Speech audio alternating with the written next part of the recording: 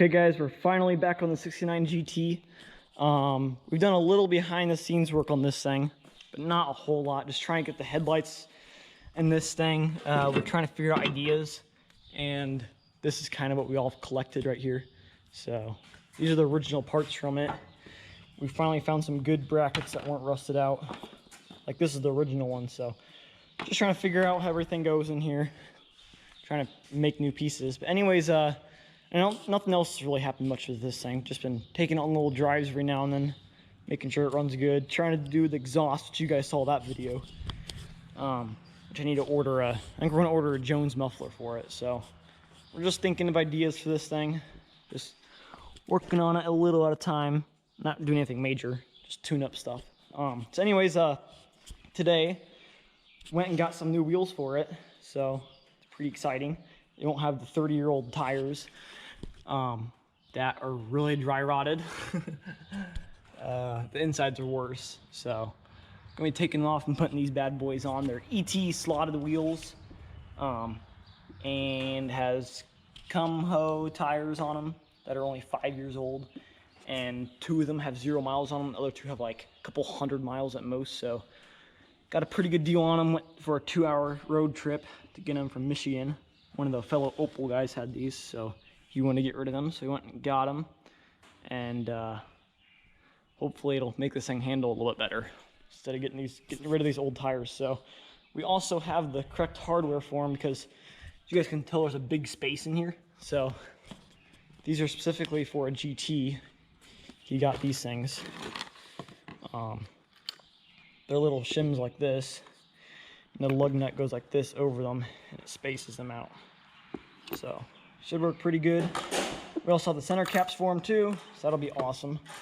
So pretty excited about putting these on. We'll definitely give it a new look. So yeah, really excited. But yeah, the guy who's super cool. He had a really nice GT. I should have took pictures of him, but I didn't. He's owned it since 1972. But so I guess we'll get in it and start putting these wheels on.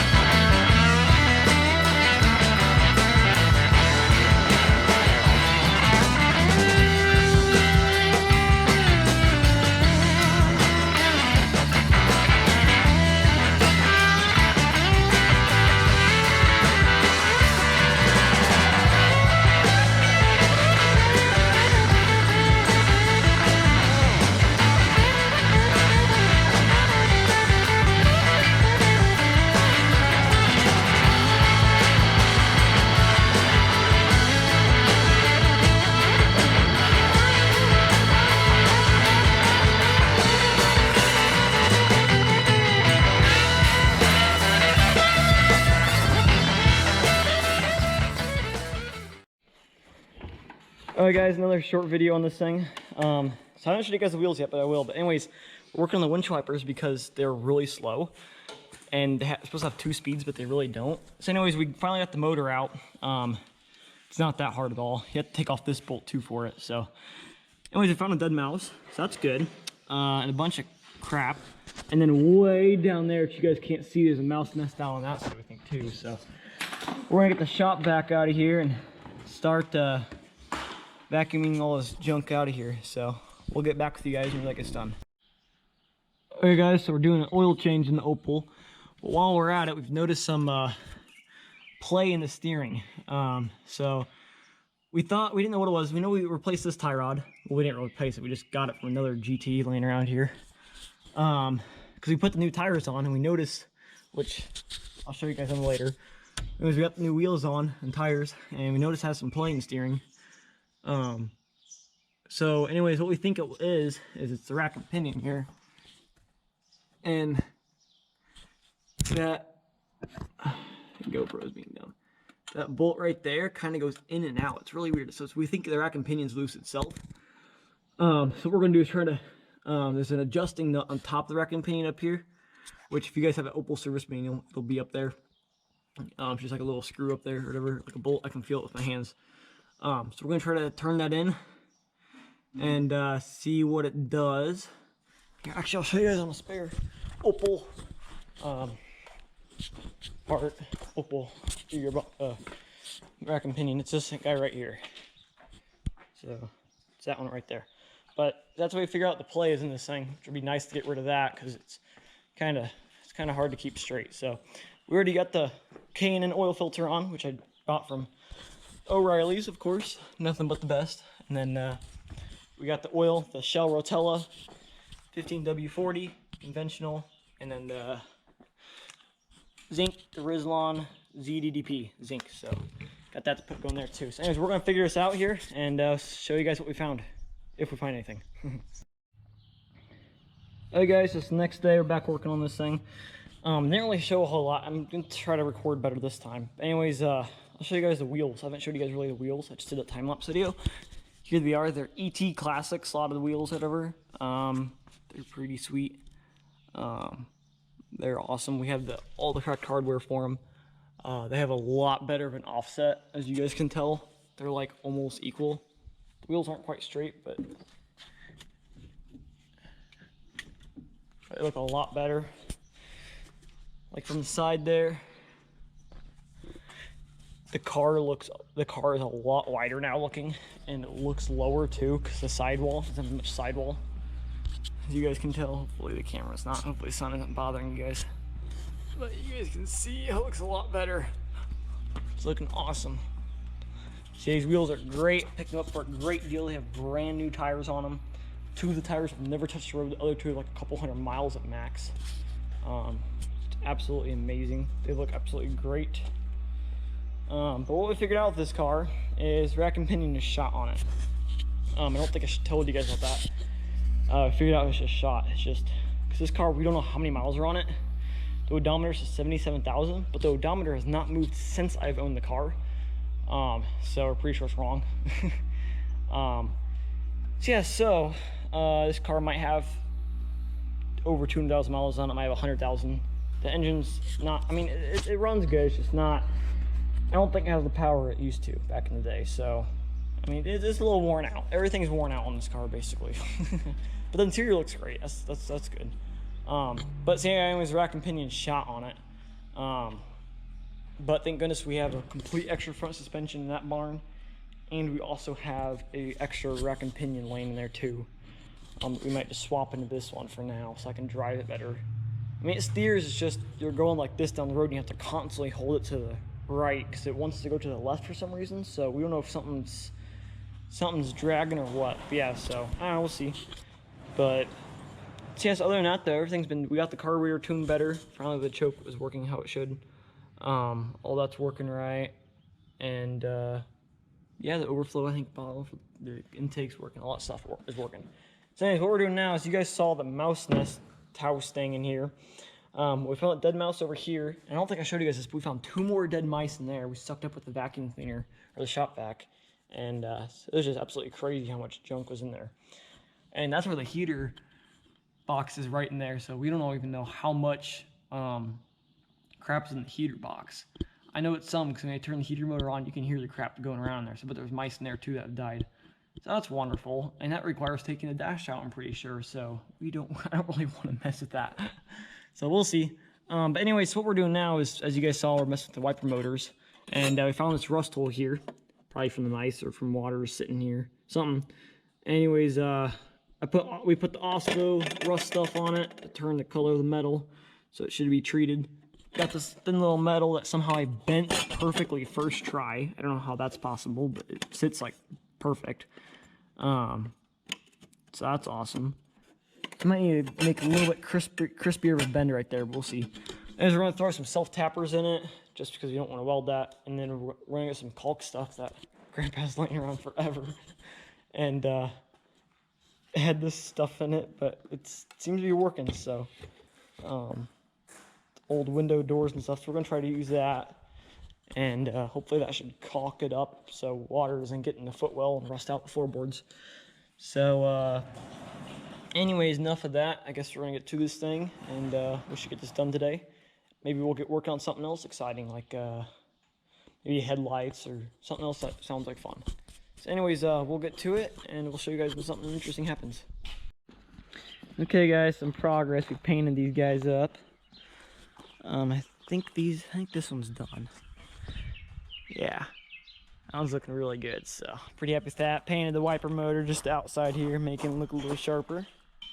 Looking pretty good. And then now we did the windshield wiper thing, which I showed you guys that, I think. That right there. We did that, caulked it up, made it look good. So that worked. Now we're trying to get the rack and pinion off so we can do the swapperoo. This one's worn out, which I think I showed you guys it. But let me show you guys again if I haven't. As you can tell, nothing's happening. So we took off the front spoiler, which we made in another video, which is somewhere. And then now we're working on this right here. So we have to take off these bolts and those bolts. Grandpa's working on another one that connects it to like the steering U-joint thing. And we have to take off the tie rods too. So yeah, so we're doing that right now. And also guys, our overflow tank is working pretty good. I don't know if I ever showed you guys that or not. Anyways, that's working too cool. So I'm gonna show you guys the good rack and pinion that we have. I'm gonna stick on this one. It just needs a new boots, which will steal off that one over there. There's a bird in the barn, must be. Anyways, this is a rack and pinion I got from a long time ago from a guy at our church. He had parted out with a few GTs. And anyways, that thing's loose. Anyways, this one's a good one. As you guys can tell, like no play. So solid. And then we also have this suspension over here. We might do it someday. That one has a good rack and pinion on it as well. We might rebuild that, put a lowering spring in it for that GT someday too as well. So we'll see. Lots of plans. But anyways, I probably look like a mess right now. We're gonna get to it and get taking this rack and pinion off. I'll show you guys along the way and how easy the swap is or how hard it is while it's in the car. And hopefully that'll help our driving a lot. And I'll get back with you guys when something happens. Okay guys, so we're working on the 69 Opel again. It's a different day. You guys saw we're working on the rack and pinion of it. We also got the painted parts. I just set them in here for now. We haven't put those on there yet. But anyway, so got some stuff done. I didn't really show you guys a whole lot. Anyways, it's not installed. I didn't skip ahead that far. We got the rack and pinion out of there. For the tie rods, we had to work with those first. What we actually did is Grandpa had a trick. We used something to pry up on it. Well, we got a big old hammer and hammered right to here. We had something pry up on it and it popped right loose. Like literally took like maybe 5 whacks and it popped right off without wrecking them. So that was pretty sweet.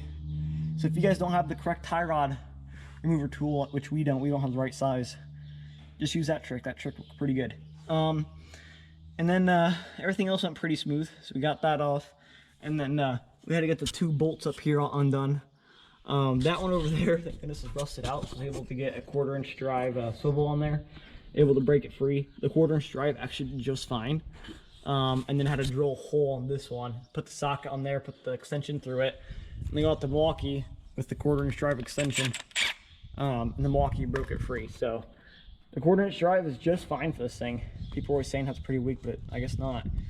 So that's all off there, but the main problem that we had, which we knew we were going to have a problem with, was the steering shaft thingy, Bob, which I'll show you guys in here. Here we go.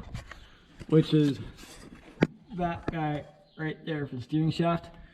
What we end up doing is taking the, it's like a, it has like a slot, you know, because it pinches, the rack and pinion part like pinches on there. We got chisel and hammered it in there, which I'll show you guys from over here. A little slot for it to, when you tighten it.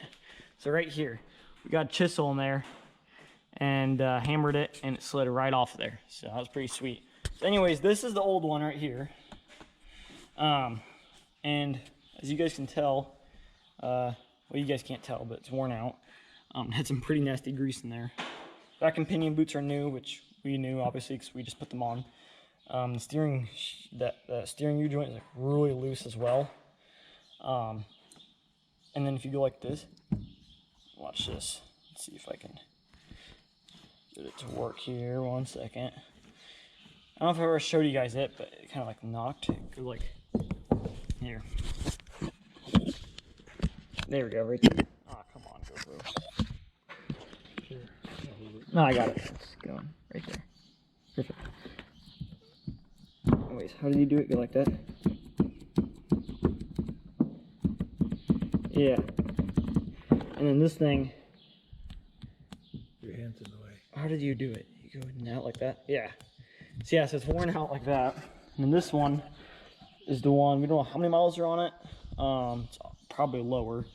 But this one, steering is a lot more stiff on it.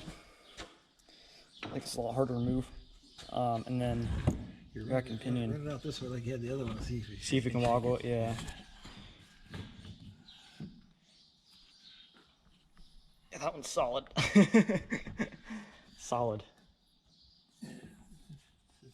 Should last many more miles. It's not like that.